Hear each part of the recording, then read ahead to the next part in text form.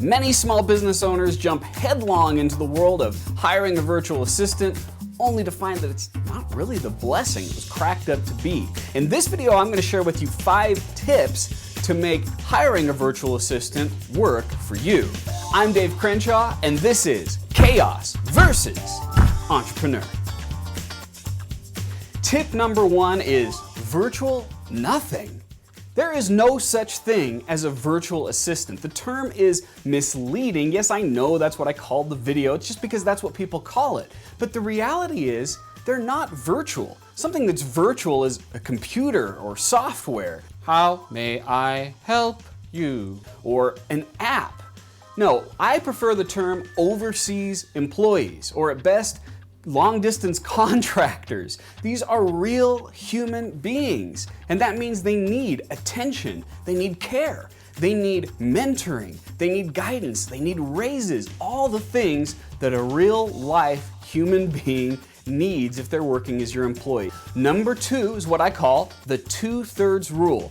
This means that if you're going to bring someone on, 2/3 of their work should be things that you do not have to monitor or delegate regularly. In other words, 66% of their time is automatic. They can be doing things like transcription or marketing or research or scheduling appointments, but it has to be things that you don't have to constantly tell someone, do this, do that, do this, do that. If you do that, then really what you're doing is creating another job for yourself.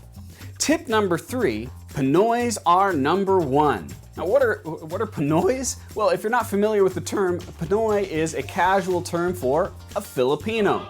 And in my experience, working with Filipinos is the best opportunity for most people. Why? Well, first of all, the Philippines has a culture in general of honesty and integrity and of caring and service toward others. Yes, there are exceptions, but on the whole, that makes it much more likely that you're going to find someone you can trust.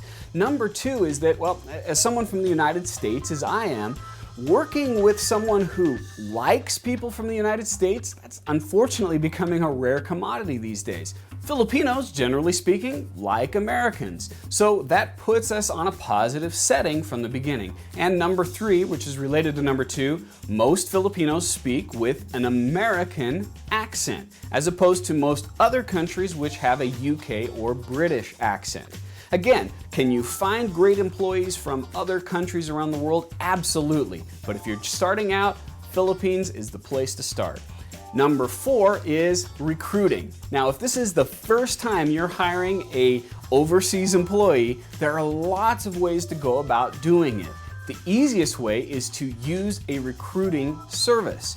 2 places that I recommend to people are virtualstafffinder.com or onlinejobs.ph. These are 2 services that go out and find the best quality employees that you can possibly use based in the Philippines, and then give you an opportunity to look through their resumes before you hire. And in most cases, if it doesn't work out, they'll find a replacement for you at no additional charge.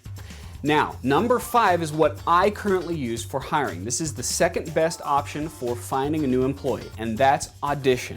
I use a service like Odesk, and I'll give a task to a variety of people. I may hire 3 different people to perform one small task.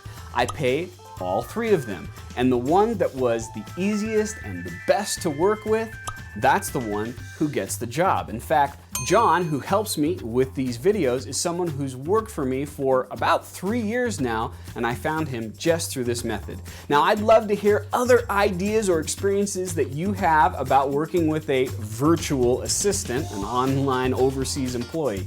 Please share those here. Also, if you've got a question that you'd like me to answer in a future edition of Entrepreneur versus Chaos, please ask it below. Let's talk.